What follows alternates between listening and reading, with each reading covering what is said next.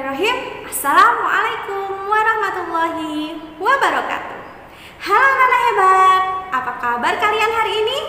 Budilah harap kalian selalu dalam keadaan sehat dan bahagia ya. Wah, bertemu lagi ya dengan Bu Aldila pada pertemuan ketiga dalam mata pembelajaran Ilmu Pengetahuan Sosial di kelas 9.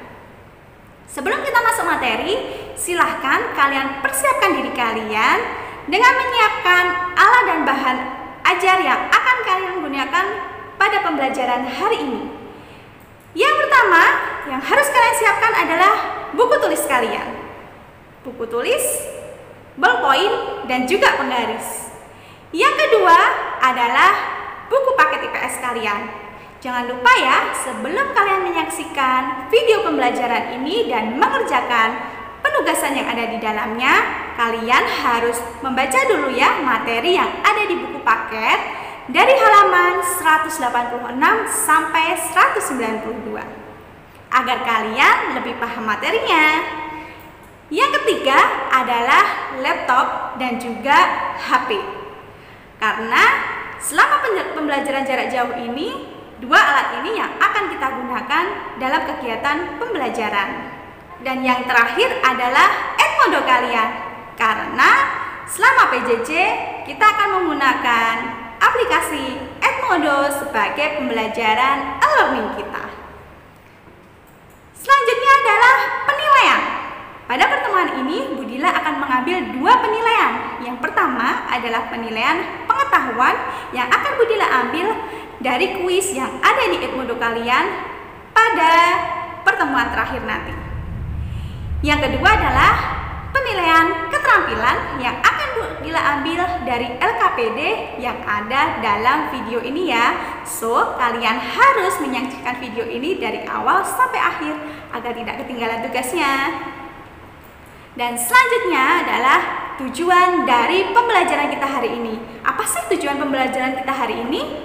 Ya, tujuan pembelajaran kita hari ini adalah setelah kalian melakukan kegiatan pembelajaran ini, kalian dapat menjelaskan apa itu perdagangan bebas terkhususnya yang ada di ASEAN. Oke, langsung saja ya. Coba kalian perhatikan gambar berikut ini. Yang pertama adalah barang impor. Ada apa saja sih di barang impor yang ada di gambar berikut itu? Yaps, ada tempat minum, ada tas, maupun ada bantal leher. Yang kedua, gambar apa? Betul sekali, ada barang-barang ekspor. Barang-barang yang biasanya diekspor dari Indonesia ke luar negeri. Ada apa saja sih barang yang diekspor dari Indonesia? Ya, yang pertama adalah ada tas, sepatu yang terbuat dari kulit hewan. Selanjutnya adalah hasil laut, yaitu ada ikan, dan yang terakhir ada rempah-rempah. Nah, Indonesia kaya akan sumber daya alam sehingga hasil rempahnya pun juga melimpah. Nah, dari dua gambar ini apa sih yang bisa kalian ambil kesimpulannya? Benar sekali.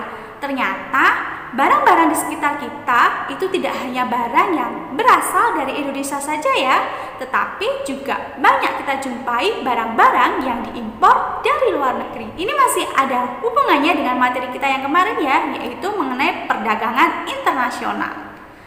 Agar lebih jelas, kita lanjut ya. Ya, yang akan kita bahas hari ini adalah mengenai perdagangan bebas. Apa sih perdagangan bebas itu? Coba ya, nanti kalian cari pengertian dari perdagangan bebas. Budila akan menjelaskan mengenai ciri-ciri dari perdagangan bebas.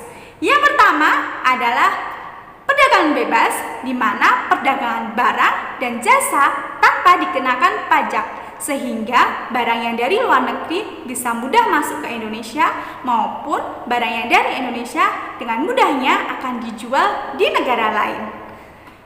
Ciri yang kedua adalah akses ke pasar tidak diatur, sehingga produsen dengan bebas menjual hasil produksinya ke dalam maupun ke luar negeri tanpa adanya aturan yang bisa membatasi mereka untuk menjual hasil produksinya. Dan yang terakhir adalah akses informasi yang sangat terbuka, sehingga di sini produsen memiliki kesempatan untuk mendapatkan informasi mengenai barang-barang yang diproduksinya yang akan dijual ke luar negeri. Nah, perlu kalian tahu ya, dalam perdagangan bebas ini tidak diperlukan campur tangan pemerintah dalam mekanisme pasarnya. Pemerintah hanya berperan sebagai pengawas dalam rangka menentukan kebijakan fiskal dan juga moneter, sehingga para produsen bebas dalam menentukan harga, banyaknya barang, dan jalur pendistribusian barang dalam skala regional, nasional, maupun internasional. Kalian saksikan ya video berikut ini agar kalian lebih paham apa sih perdagangan bebas tersebut. Perkembangan globalisasi ekonomi yang pesat membawa peluang dan sekaligus tantangan bagi semua bangsa. Peluang untuk memperoleh keuntungan ekonomi dari luasnya pasar yang terbuka di seluruh dunia hanya akan dapat dimanfaatkan oleh bangsa yang memiliki daya saing tinggi. Sebaliknya, bangsa yang tidak mampu meningkatkan daya saingnya tidak akan memperoleh banyak keuntungan karena tidak mampu melindungi masyarakat, lingkungan hidup, serta pasarnya dari serbuan arus barang dan jasa dari negara lain. Indonesia adalah negara dengan jumlah penduduk yang besar dan wilayah teritorial yang sangat luas. Kondisi tersebut menjadikan Indonesia sebagai negara yang berpeluang untuk menjadi basis produksi bagi komoditi global serta menyediakan potensi pasar bagi komoditi negara-negara lain. Oleh karena itu, di era globalisasi, Indonesia harus mampu melindungi masyarakat, lingkungan hidup, pasar domestik, dan sekaligus memanfaatkan potensi jumlah penduduk serta luas wilayahnya untuk membangun basis produksi komoditi yang dapat menembus pasar regional maupun global. Untuk bisa mencapai itu semua dan meraih keuntungan dari globalisasi, diperlukan produk yang bermutu sesuai dengan standar yang berlaku secara nasional maupun yang mengacu pada standar kelayakan internasional.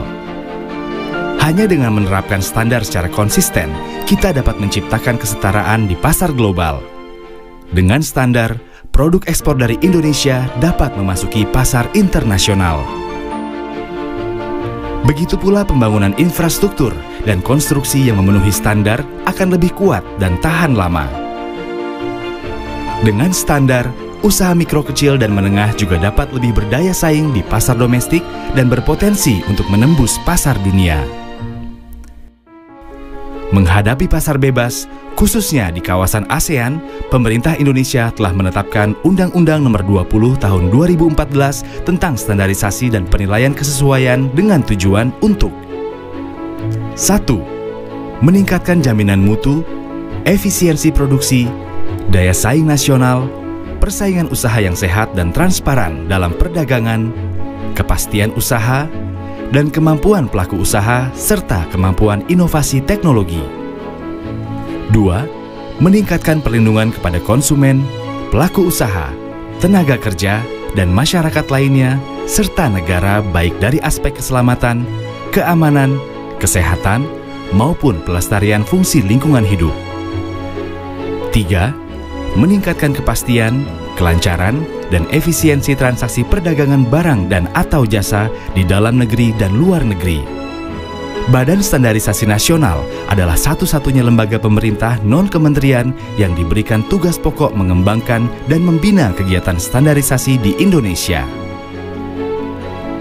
Standar yang ditetapkan berlaku di wilayah Negara Kesatuan Republik Indonesia disebut Standar Nasional Indonesia atau disingkat SNI. Oke, bagaimana? Kalian sudah menyaksikan videonya? Lebih paham ya mengenai materi kita? Nah, dari video ini bisa kita simpulkan ya.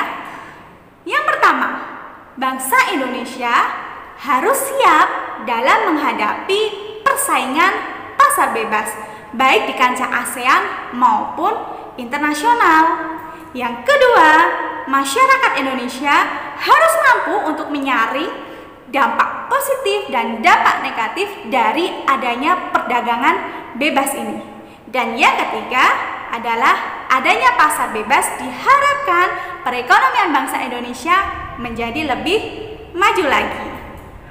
Nah, tugas kalian pada pertemuan pertemuan ketiga ini, kalian lihat ya seperti yang ada di layar berikut. Kalian silahkan mengerjakan dengan cara mencari nama organisasi-organisasi dalam perdagangan bebas. Terkhususnya yang ada di kancah ASEAN saja ya, yaitu ada MEA, ada AFTA, ada MEE, ada APEC, dan juga ada WTO. Coba ya kalian cari tanggal berapa sih pembentukan dari masing-masing organisasi tersebut, tujuannya apa, dan dampak bagi Indonesia. Silahkan dikerjakan ya. Kalian kumpulkan nanti di Edmodo. Nah, bagaimana anak-anak? Sudah paham materi hari ini? Harapan Budila kalian bisa memahami materi ini dengan baik. Jika memang belum paham, silahkan ya nanti kalian bisa berdiskusi dengan teman kalian maupun bertanya dengan Budila melalui pembelajaran e-learning kita yang ada di Edmodo.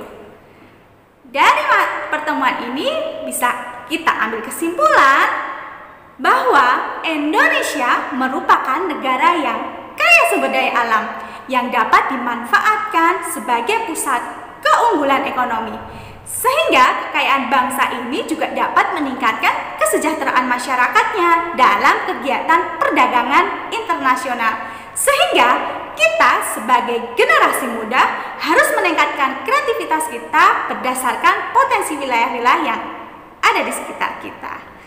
Oke, terima kasih anak-anak. Kita bertemu lagi ya di pertemuan selanjutnya. Jangan lupa kalian harus stay tune dari awal pertemuan sampai akhir pertemuan pembelajaran IPS. See you anak-anak. Assalamualaikum warahmatullahi wabarakatuh.